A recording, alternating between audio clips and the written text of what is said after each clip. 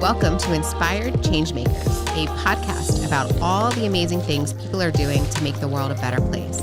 This podcast is about creating change and the moments that inspired our guests to activate. My name is Julia Healey, and I'm the CEO of United Charitable. Stay tuned to be inspired. Well, Tina, welcome to the Inspired Changemakers podcast. When I think about my guests, I really think about people that have created an immense amount of change. And what I love specifically about our conversation today is that you've done a lot for women entrepreneurs. So with that, I cannot wait to get into our conversation. But Tina Johnson has been an entrepreneur for over 35 years. That can't be right. Launching successful businesses, including her event management company, JP Events and Consulting. She also currently serves the president of the Loudoun First Responders Foundation. Immediate past president. In 2020, you launched the CEO Consulting Group. Don't you love that? In 2020, nobody launches anything in 2020. And the Women's CEO Business School. Their foundational frameworks are based on a philanthropic mission and focus on teaching women business owners the how-to of building a sustainable business. Well, again, thank you so much for being here. Thank you, Julia. It's an honor. This is, I think, the third time that I've begged you to be on my podcast, so I very much appreciate it. But with that, were you always in Loudoun County? Most of my life I've lived here. I mean, I'm native Virginia. I was born in Lynchburg, and then I was adopted when I was almost 9 and came here to Loudoun County. Wow. Mhm. And how many brothers and sisters do you have? I have 5 biological, Okay. and then I was adopted into a family that had an older son. Wow. So a firstborn that all of a sudden became a middle child, that didn't work. If anybody knows about the birth order. It's very important that the oldest stays the oldest. See, I'm an only, so just throw everything out the window. But so Loudoun County is really kind of what you've always called home. Yes. And you met your husband here? Mm-hmm. Yeah, I grew up in Lovettsville, and he grew up in Percival. Okay. And I was a freshman in high school, but I was going to all-girl private Catholic school. Okay. And met him through my adoptive older brother. And you guys have been together that long? Mm-hmm. Since I was 15. And how long have you been married? But I wasn't allowed to date until I was 17. Okay. But so he waited those 2 years? Yeah, we celebrated 41 years this past May, and we've been together 49. So do you think the philanthropic spirit came just because of your childhood and being adopted? When is the first time you really remember philanthropy entering your life? I think for me, I remember going to mass and asking about this plate thing that's, giving, and trying to understand about helping other people. But I think my first memory was being in elementary school, and the little girl beside me didn't have lunch, and sharing my lunch with her. So it's always kind of been in your DNA. Yes. And then, so fast forward, Loudoun County, you decide to start your first business, which was the event management business. Tell me what made you want to start that. Well, it was funny. It just kind of fell into it because I had a couple businesses prior to that, and I had a shop in downtown Herndon with a friend of mine. Yeah. It was a high-end consignment shop for babies. That's what she did, babies and children. Yeah. And it had a second floor loft. And at that time, I was a licensed image consultant. And so because I had 4 children in 5 years, I was pregnant all the time. And so that was typically the type of client that I was attracted to was the expectant mom. Okay. And then just kind of fell into more of like the executive woman. Yeah. And would go and, do color for them. And then it just fell out. I started doing maternity clothing. Yeah. And then I opened the upstairs, and it was called Between Friends. And so as a executive woman, you could come and you could rent a week's worth of clothes, maternity clothes, suits, and all wear, accessories, everything. Because at that time, I mean, maternity clothes were so expensive, and we were expected to wear dresses and suits. And so they could come and buy a whole week's worth of maternity business attire, and we would deliver it to them. And then a week later, they'd bring it back, and we would dry clean it. And the local newspaper did a front page story on our business because it was never had been done Right. in the entire East Coast. Right. So out of that, as I had gone to that time, I'm by trade a registered nurse, Okay. emergency room nurse. And I had gone to a medical show, and it was set up like a big trade show. And my thought was, I came back to research and was telling my partner that we need to find, like a baby fair, parenting expo, something that we go to. And it didn't exist. That's crazy. So I'm like, okay, doesn't exist. I'm going to build it. Had no idea, had no event experience. I mean, I've been always a very organized, detailed person. Yeah. So I just kind of figured it out, and they had just put a small line in the paper that we were doing a baby fair at the what used to be the Ramada Renaissance. Okay. Yeah. And my phone blew up. People calling doctors, diapers companies that wanted to participate. And I was like, sure, come along and join. Didn't even think about, hey, you should be charging them something. You're paying for all. My God. And 6 months later, I closed my part of the shop and decided to do this. And I had looked into going to school, and you could not at that time get a degree in event management. It was only in hospitality Correct. management. And in 1994, Dr. Goldblatt, who's like the industry leader, started a program through George Washington University. I applied for it, and I was part of that first graduating class to actually get a degree in event management. So this has just been the theme of your whole life. When you see something that's wrong, you just, okay, I'll start a business and it'll fix Right. it. Yeah, exactly. So then what inspired 2020, the CEO Women's School? Well, leading up to that, I had another business with a partner, and we worked with high profile, high income women business owners that were already at $1 million and trying to get to 5 million and beyond. Yeah. And so my partner and I were working with them in a similar program that we met every month, and we worked to help them scale their businesses. And I enjoyed doing it, but at that time, I had already been mentoring for over a decade, young entrepreneurs, Yeah. the early stage entrepreneurs, and that's really where I found my passion was. And it was just that time. We'd been doing that for 4 years. She was going through a lot of life changes, after COVID, and just made the decision we would finish out 2020, and she was going to go a different direction. And then I just walked into the office and told Kathy and said, I'm starting another business. And she just said, of course you are. For everybody that doesn't know, Kathy is the longtime executive assistant of Tina. That is absolutely incredible. Yeah. Her boy keeps trying to steal her, or they tried to tell her it's time to retire. It's like we're not allowed to say the R word around the office. You're like, it is not happening. But I think it's really interesting that you really focused on women entrepreneurs. Why? What is so special, or what is so different about being a woman entrepreneur that you would really want to tailor a program specifically to them? Because I know what it was like when I started my business 30 some years ago. We just didn't have the resources that we have now Right. for women business owners, but so much of just the day-to-day life and running a household falls on us as women.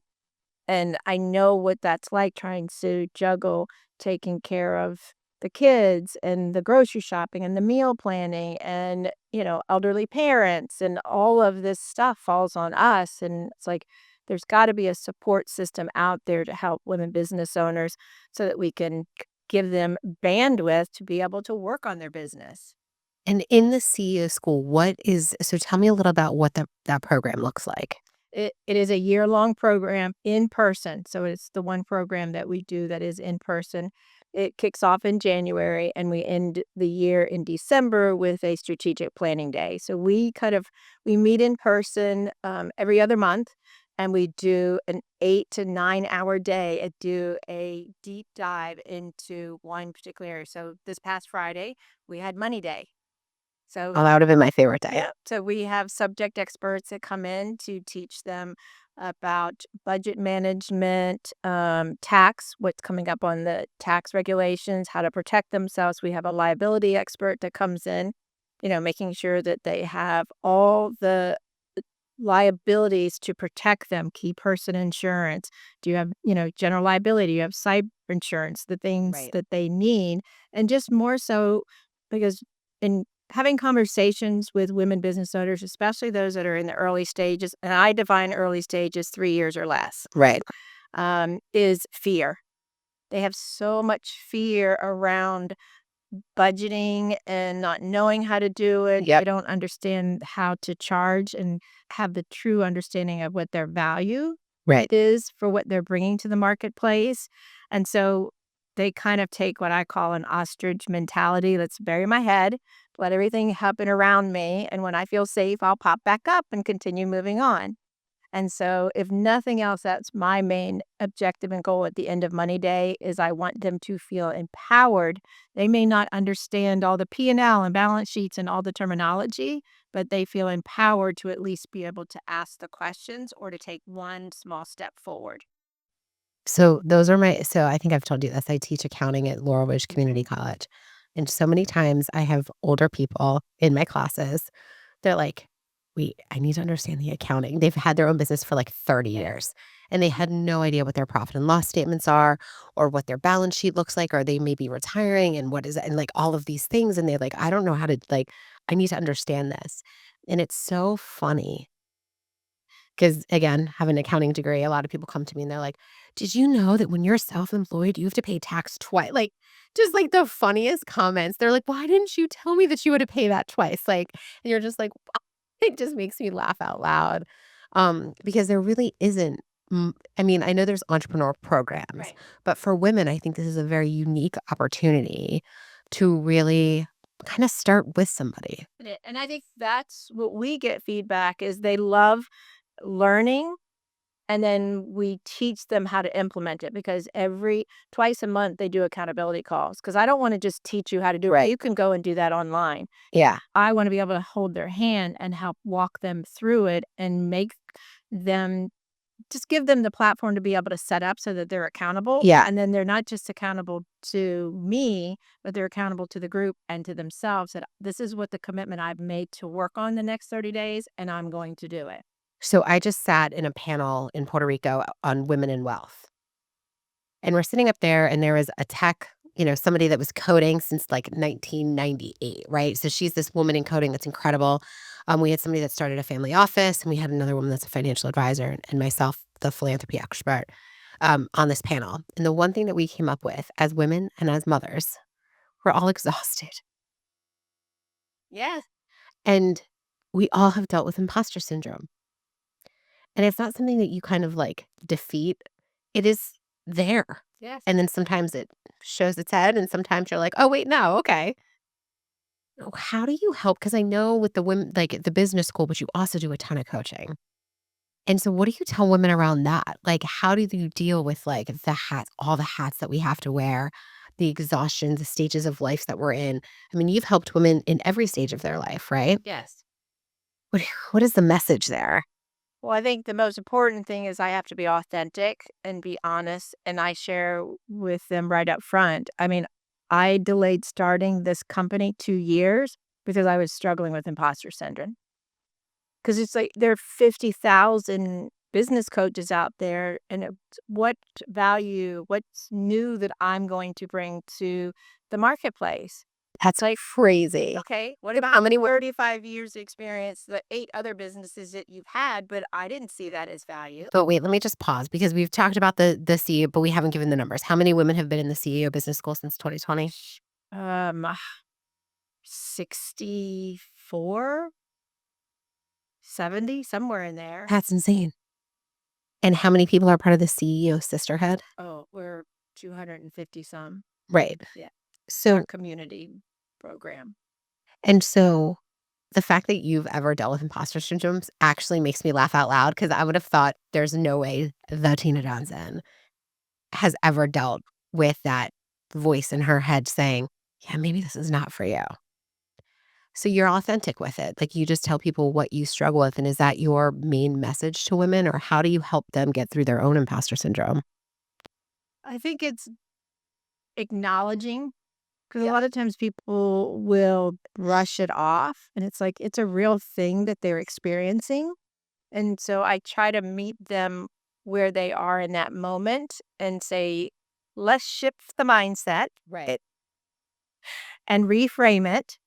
And I give them space to be able to talk about what is it that they're coming up against that's giving them that doubt that they're not the right Right. person. They don't have the value to bring to it. And then we just talk through it. And what I think is interesting is that if I was Tina Johnson, I would be like, okay, well, I've created this two great things. I'm done. Like, I'm not going to create anything more.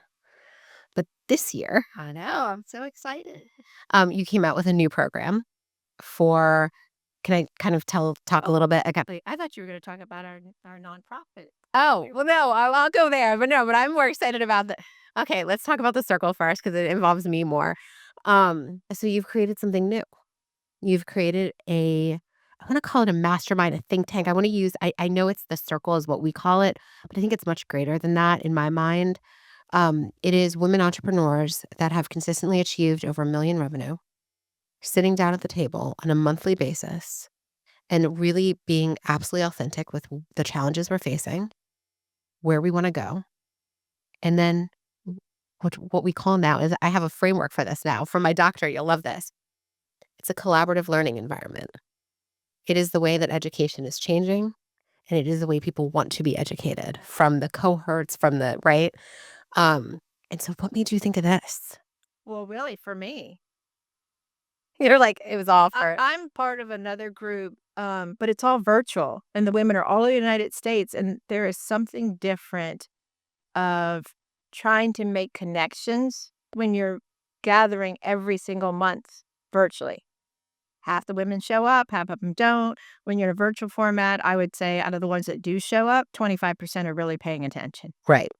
You can, they're on the computer, they're doing fresh things. And so part of setting it up this way was because I wanted another community that was here in Yeah. my own backyard. Yep. That we could come together. We do not call them meetings. We purposely call them gatherings. So we get together once a month to break bread, sometimes drink wine, Yep. and just have a authentic, safe place that we can just be ourselves and just talk. Sometimes we talk about business. Sometimes I talk about there's some personal things going on with some of the members that are in our group. But I mean, just for the couple months that we've been together, I mean, Oh, it's been priceless. yes. Well, especially for me, I think surrounding myself with women that have gone through like the raising of the children, and most of their children are launched right now. And so we have a mixture of them. Like we have a mixture of ages, which I love. And I'm like, how did you handle this? Like, how did you get through like their uniforms? Like how being ready? Like, do you know what I mean? Like just some of the questions she said, oh, I did the laundry out. I did this. I did that. And you all of a sudden you're like, oh, I never thought of like handling my life in this way. And it was just really interesting because I think sometimes I get stuck specifically in this like I can have it all mindset. And then it feels like everything is just so piled Yes. that I can't have any of it because I can't enjoy any of it. Um, I would say for me, sometimes from the outside looking in, and I know what I experience, because you got to realize my kids are in their mid to late 30s, so they didn't have the resources. And I think now, from what I've experienced, and more so too, I see it in the circle, is there's so much guilt that we as women carry. And it's like there's so many resources available to women business owners now and busy executives. Outsource your laundry if you need. Yeah. Hire somebody to bring you your groceries, or right. hire somebody to come in and cook your meals, once a week. Those were not available 30 years ago. But I think my favorite piece of advice that I've gotten thus far was from Risa. And I said, because we were talking about like having other moms do our pickup and drop off and all these things. My middle schooler only talks to me in the car. And then I learned the most about her life when I get her other friends in the car and they're all in the back and they're all talking. And I swear to God, I learned the most from. And Lisa's like, never give that up. No. She's like, never outsource that. Never give that up. That will be your lifeline. And she was like, everything else, like, she goes, it will never matter if the laundry is done or if the house is clean. No one will remember any of that, So it was just super, Yep. it's super interesting to hear the different perspectives of people in the room. And dinner was, that was our required time. If we didn't have sports, which would seem like it was all the time with 4 of them, I would And 4 boys. I would pack our dinner and take it to the field so I could feed the other ones and work on their homework while whoever was on the field Oh practicing. my God. And if it wasn't going to be a late night, then I would have something ready to go when we get home. Now, maybe it was pizza or maybe we were having Right. subbed. I mean, it didn't matter, but that time to sit around the table, to just talk, like you said, it's that don't give up that car time.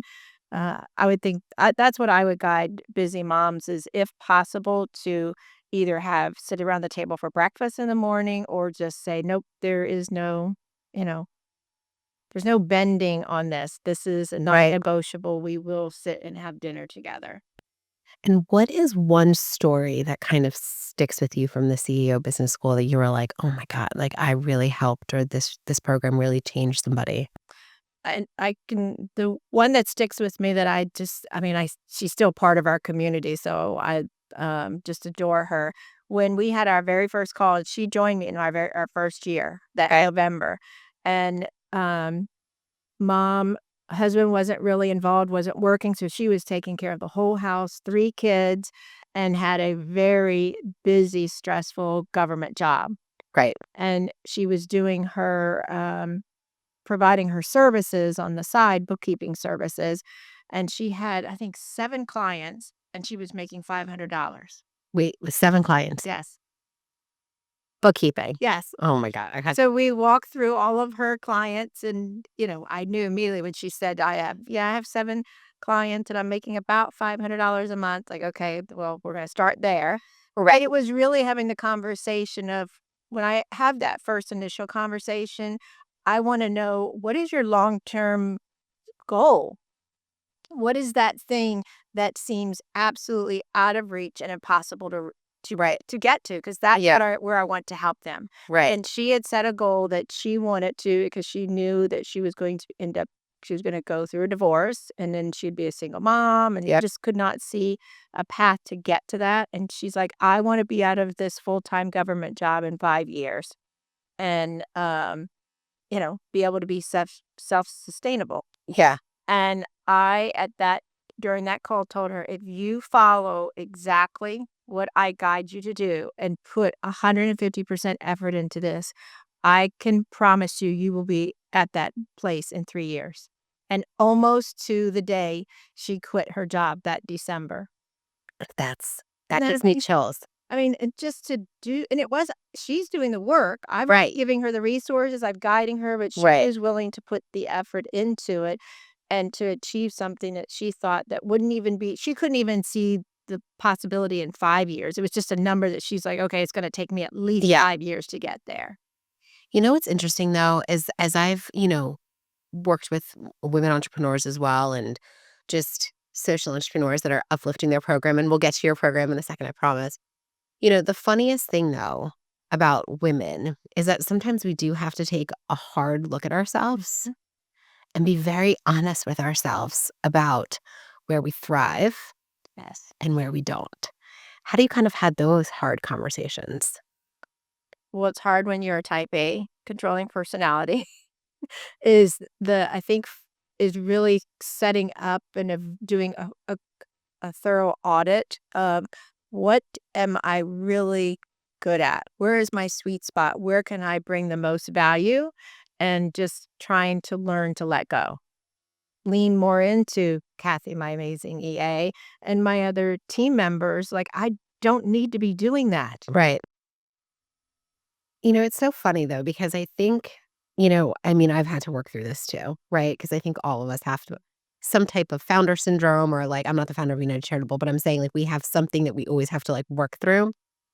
And I remember, God, I think it was the first time I met you we were at, oh, what is that? The Oatlands, right? And that you had your big summer soiree and it was beautiful. And I mean, everything Tina does is absolutely beautiful and put together, amazing. Um, but I remember one of the speakers standing up saying something. How about if we just made connections and just met people and connected with people without having any expectations about what's going to come from it? Right. Just kind of being open to conversation. And I remember thinking, that must have been, I'm going to say 4 years ago at this time. Probably 5 years ago. Go, yeah. Because you were just coming out with the CEO. Yeah, yeah, yeah. Summer socials. And because you were just coming out with the, yep, okay, yeah, absolutely. And I just remember being, oh wow, what like a cool kind of concept to be talking about in a room full of women. Let's just connect on an actual basis and on a rather than being like, wait, what do you do? What do I? How? Right. Like, and then see what comes from it naturally. Has that always been kind of your mission with business? Because like it seems the stuff that you've done has come pretty organically to you.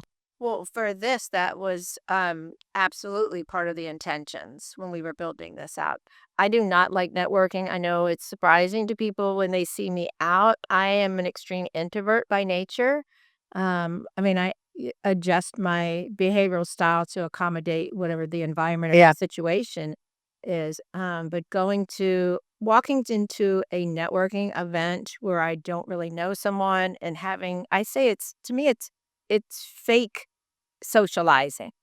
It's like people come and they're like, "Okay, I gotta make sure I leave here with 15, 20 business cards," and they're standing talking to you, but they're looking over your shoulder to see who the next 5 people they can go meet. Right. And it's just like, I was so tired of that fake environment, and I was like, "There's got to be a better way," and that's why I spent 2 years building out the model for the sisterhood, CEO Sisterhood, Yeah. community, because I wanted it to be different. I wanted women to be able to come together and just leave all those other troubles at the threshold, come in, sit, and can we just have a conversation, break bread together, Yep. and let's just get to know each other without judgment, without just from a place of support and, how can I help you?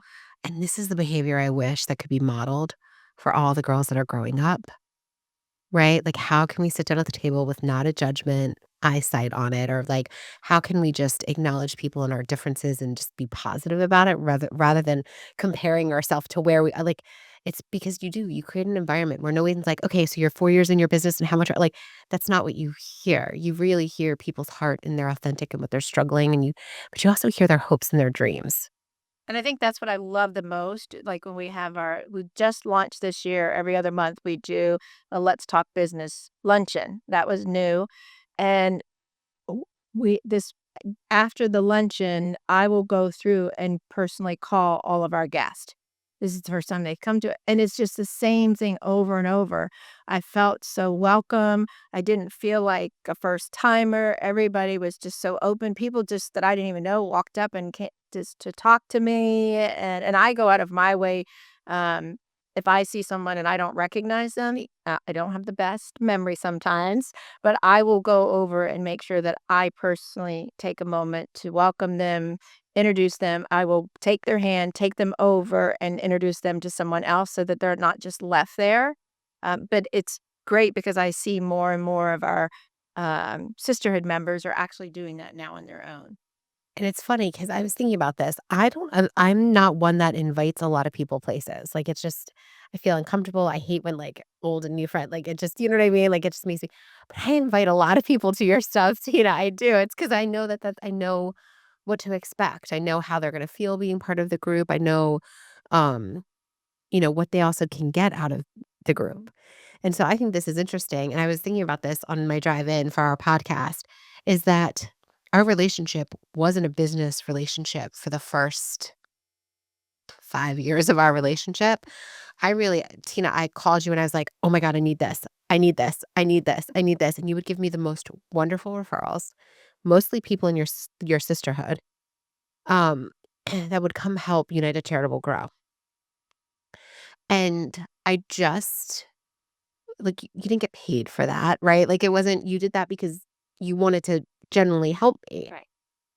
And God, it's so rare in today's society, right? where people actually genuinely care about what, and then I remember being like, I need a group, Tina. I need a group. And you're like, I'm starting something. Well, it's because it's part of, to me, my daily kind of philosophy is, I'm a spiritual person. And every day I get up and I ask God to guide me on, please put me in the path of someone that I can help touch their life today, either through connection or me.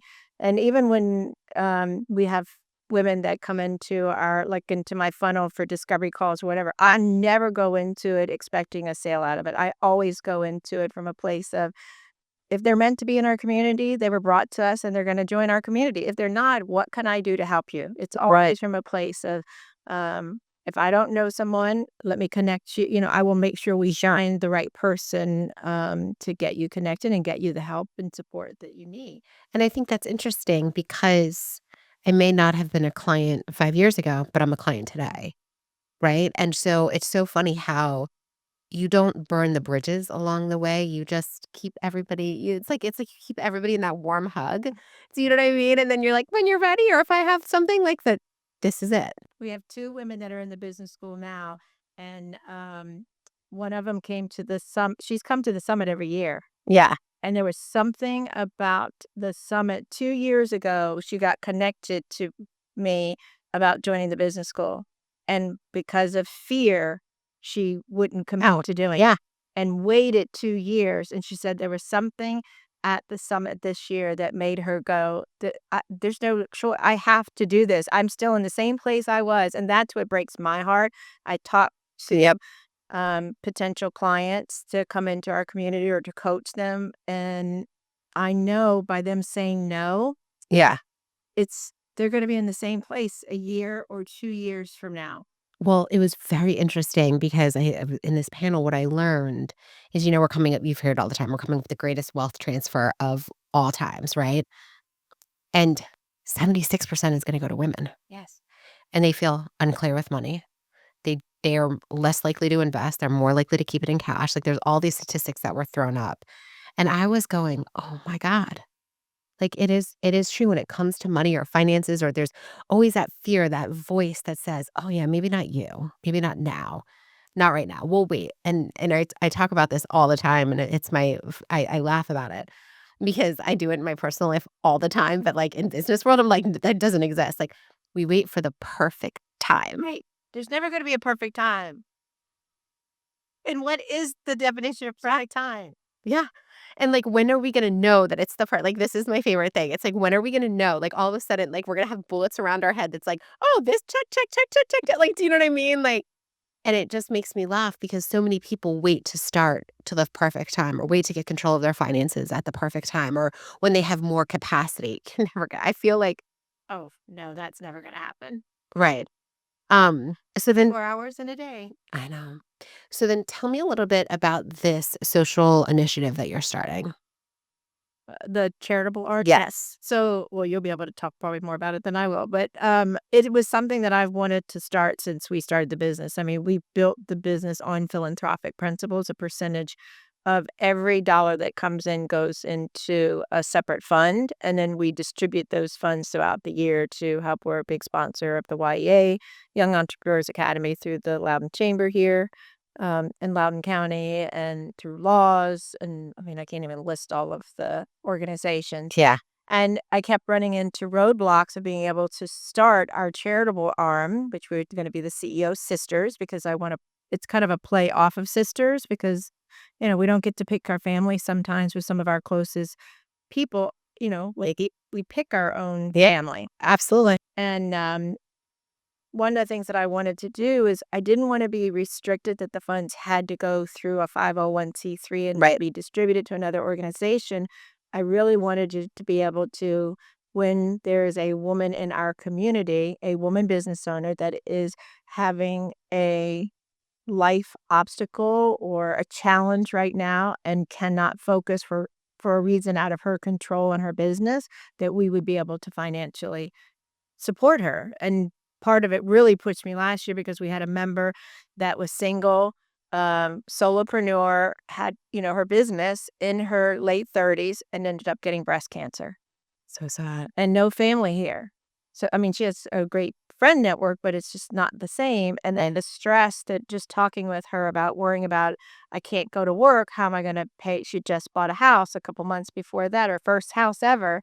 And so it's like, okay, we need to rally around and being able to, and I tried different resources to be able, can we make a donation to this? And then they give it to her. And it was just becoming a nightmare. So we just wrote a check and covered her mortgage for a month and set up a meal train and, provided groceries, whatever she needed those first 30 days after surgery, because her mom came and stayed with her for the month that from her surgery on. But just wanted her to be able to breathe and not have to worry about that. And then that enabled us to be able to spend those, 6, 7 weeks leading up to her surgery to get everything in place, to have people to be able to come in and open her, because she has a brick and mortar. So we had to have people be able to come in and open the location for her and be there. So it was better for us to spend the energy doing that. And then she felt in control Right. of being able to have something she could manage. And then she didn't have to worry about those finances for the first month. That's incredible. And when you know, especially if you've created such an incredible community of people that truly care, you're going to give them a chance to also help people in their community. And I think that that's what people forget about giving so much and, inspire, run a charity, all the things, is how much it can bring people together when you're fighting to help create change. Yes. And in the business school, do you teach the women about philanthropy Oh, absolutely. and giving back? Mm-hmm. Yes. So it's just been a thread of yours just really from the beginning. Awesome. So where would you like the CEO Women's School to be 5 years from now? Well, I definitely want to continue to build our sisterhood community. And then the business school and the circle but really my focus, so probably over the next several years will be more leaning into our new nonprofit arm, our charitable arm, because that's really kind of when I started it. That's where I want to see that grow. And I know by growing that and helping build and get the word out about that, that is going to indirectly or directly, I should say, help all the women in our community too. Absolutely. And with Loudoun County being the richest county in the nation, what you can do for women, especially in the next 10, 15 years as we start seeing this great wealth transfer, as we start doing all these things, giving women the confidence to lead and create something for themselves just keeps inspiring the next generation. So with that, Tina, thank you so much for being on the podcast today. I really, again, love being in your circle. You And I love having you. and I just can't wait to see all the growth that comes with everything that you're doing. Thank you. I appreciate it. It's been fun. Yeah, absolutely. Thanks, Tina. Find Inspired Changemakers on Instagram, YouTube, and LinkedIn and comment on all the awesome things you are doing to make this world a better place. Don't forget to subscribe.